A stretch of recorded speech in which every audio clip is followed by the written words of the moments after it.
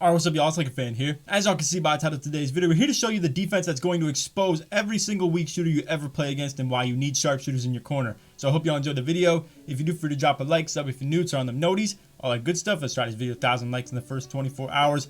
Here with our first stage gameplay of the year, you're going to see the lineup intros. They have one all-star, one out. It's so goofy for me to be showing you the reps like this where we're playing against pros and then an all-star, but really this is like, you know, about the level of competition we're going to be playing against. So, like I said, all-star 1 paint beast inside big man. You can see they have a two-way slasher. He's an 83 overall, and he doesn't have any badges most likely and has pretty low ratings. And this is a play lock pie chart at the 2. So a lot of people, including some of my homies, they were thinking they wanted to make the play lock and spot up corner. My intuition was more so leaning toward the whole make a two-way sharp spot up corner. And I understand it. Why would you not want to make a play lock based off of what we knew from last year, where you could dunk, shoot, dribble, pass, defend, rebound, do everything literally from anywhere at 6'5" to 6'8". But that was last year, this is this year. And this year, you definitely need good shooting ratings. You need solid shooting badges as well to even be respectable. And that's really saying it politely, honestly, where really everybody's shooting around 20 to 30% in all honesty. And then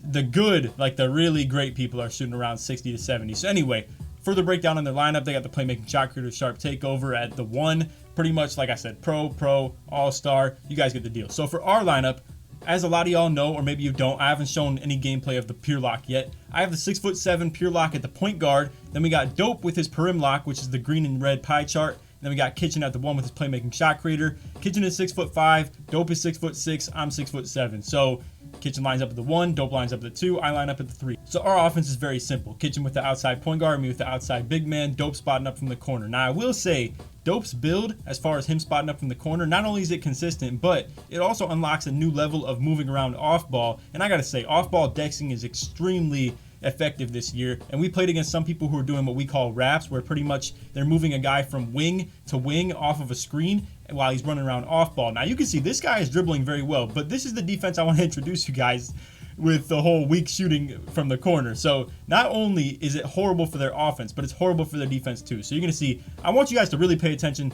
to the fast break. Every single time we have numbers, 2-on-1 fast break. Why is that? Because they have somebody shooting wide open from the corner and he can't hit, and then they have somebody trying to crash rebounds, but I'm just straight up beating him on the rebound almost every single time. So like I said, they're going to double team up top. I can even play the lanes off of that too. However, I didn't do that anymore throughout the course of this game. But just keep in mind, I mean, that is not a free shot right there. If he's sitting at the mid-range, it's too easy to deflect the pass. And then if he's sitting at the three-point line, I'm going to give that up wide open every single time because I don't think he can hit it. But really, even at that, a mid-range like this is not even that effective of a shot, where it's just a long 2 that you're not really, I don't know. Long story short is, do not bring a play lock in here at the corner spot anymore because it flat out doesn't work. And you as a point guard, if you're playing with a play lock, sitting in the corner, you're going to get frustrated. You're going to get blitzed and double teamed just like that. And it's so frustrating for that guy, I'm sure. So he finally hits one from the mid, right? And he hits the white. So even at that, like I said, it's 2 points. It's really not the biggest deal in the world. We can get that off a fast break any day.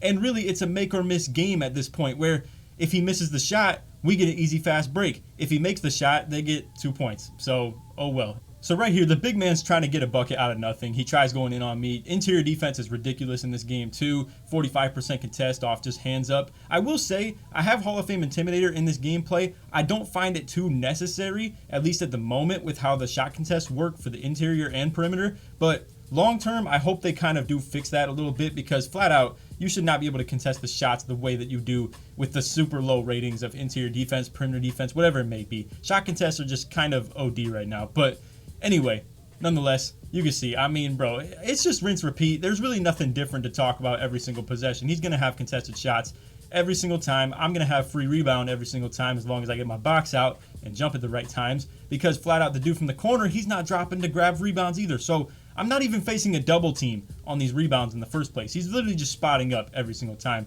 Now, a smart thing they would be doing right here is whenever the point guard puts up a shot, the dude from the corner should definitely be crashing. Like, look at that. I mean, when the shot goes up, this dude needs to be getting in the mix for rebounds. It's as simple as that. He really should not be sitting in the mid-range spot anymore, expecting his big man to grab the ball. Because flat out, even if he does grab the ball, again, who cares? It's 2 points. So It's just, I just want you guys to understand, for anybody who's watching this, when you bring a lineup in here, whether it's stage, park, even 3v3 pro-am, whatever it may be, you need to have someone in the corner who can knock down their shots, at least a hope that they can. So you can see Dope greens it right there. Again, two-way sharp. He's got his badges developed as well. Kitchen doesn't have dimer, but I do. Just keep that in mind. And now with this possession, the same exact thing over and over again. They're going to pass it to their wide open lockdown. Now I'm going to pause it as he shoots this one. I want you to understand, with the point guard shooting, the lock is deciding not to crash O-boards like I was showing y'all earlier. So that's a W for us in the first place. Now, with the lock shooting the ball, I still, at the very best situation, have one guy to worry about with the rebounding. So if I can box him out, easy rebound at this, and then just like this, we got numbers in transition. Even if Kitchen couldn't have got this shot off right here, boom, corner, easy, just like that. And we're getting free, wide open looks every single time with no clock wasted or anything like that. And even if we don't get a good shot opportunity, we still have 20 seconds left on the shot clock to make things work. So again, bad shot, rebound, out, kick to the corner. He misses, however, but like I said, that's still like free shots on that. Now, big man takes it into his own hands, gets a long range layup, and it goes in. And he actually did that a second time in this game too. It's really weird how that actually worked. But anyway, like I said, this is our first stage gameplay of the whole year. Kitchen was kind of shooting pretty bad in this game. He's been shooting lights out. He might be dropping a video on his own channel as well where he went 7 for 7 in a whole 2v2 game. And you can see I take some bad layup right there myself as well. But Kitchen has been shooting lights out lately. My man's been grinding his badges. As you can see in the intros, we're both like 91 overalls as well.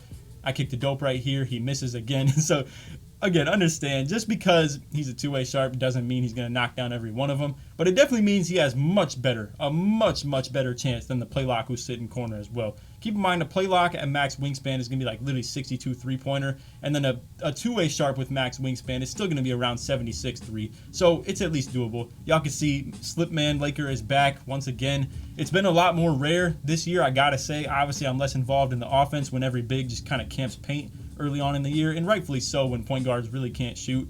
But let's talk about the whole ego, like toxicity of the stage, right? Now, I'm not gonna lie, we're toxic for running this defense right here too, because flat out, I would hate to be that guy. I would hate to be that point guard who's struggling like so bad right now. And whoever it was messaged one of my teammates and was saying like guard sides at 0-0 as if it was something like disrespectful to say, right? Well, again, don't come in here with this lineup, man. It's bad. It's a bad scene, especially with him not having his badges. And that's another thing to mention too. I mean, that should be a given for anybody who's like, you know, playing this park stuff or stage stuff. But do not come in here if you have 0 shooting badges. It's going to be a tough scene. You're going to be shooting awful. And even at that, like I said, this guy was a complete liability to their offense. He had to spot up from the mid-range all game just for him to make like he made one mid-range shot out of like the 6 that he took, got a layup on, you know, like a pass from the big man that just conveniently worked. And then it was awful for their transition defense at the fact of how bad he was shooting. So again, go ahead and run this 2-1 zone defense. I'm going to just call it that. It's pretty much, like I said, just double team the point guard. If the point guard isn't receiving screens and the big man just camping paint, just double team the PG. Simple as that. You're probably going to get some steals. You do need someone on the backside that's pretty good with rebounding, however, during like doing this defense, but it shouldn't be that hard. I mean, you just camp and paint. And like I said earlier, you could play the passing lanes as well to that corner spot up, or like the mid-range corner spot up, whatever you want to call him, and you might get some steals off of that as well. So just expose the weak shooters. It's as simple as that. We don't want to see locks shooting the ball consistently this year, other than like obviously the two-way sharps. I mean, if you have shooting in your build, you should be able to shoot, and that's what it seems like it's going to be at this point in time of the year. Like Dope shot 2 for 4 this game. Kitchen had a couple bad jump shots that he took, whereas he ended up 2 for 6. But either way, I mean, even with his bad shooting, we still won 22-8, and it was just cake, just because of how their offense worked. So anyway, as a final reminder of this video, do not bring play locks in here to spot up from the corner anymore. And RIP to all the pure locks. The pure locks are gone. It's extinct. Those dudes are not going to be able to shoot in this game, flat out. If you're looking at what's happening right now with literally 50 three-pointer and 4 shooting badges, that'd be awful. I mean, there's people with literally like 90 three-pointer and 15 shooting badges that are still shooting 50%. So if they keep this how it is, there's not a chance at all that pure locks are going to be literally like a viable corner spot up build. Anyway, that's all for the video. I hope y'all enjoyed. If you did, feel free to drop a like, sub if you're new, turn on them noties, all the good stuff. Let's try this video 1,000 likes in the first 24 hours. And if you made it to the end of the video, put Kitchen in the comments to show your support you made all the way through. And put Dope if you want to have some extra credit, I guess. Anyway, I hope y'all enjoyed the video. And other than that, take it easy, man. Peace.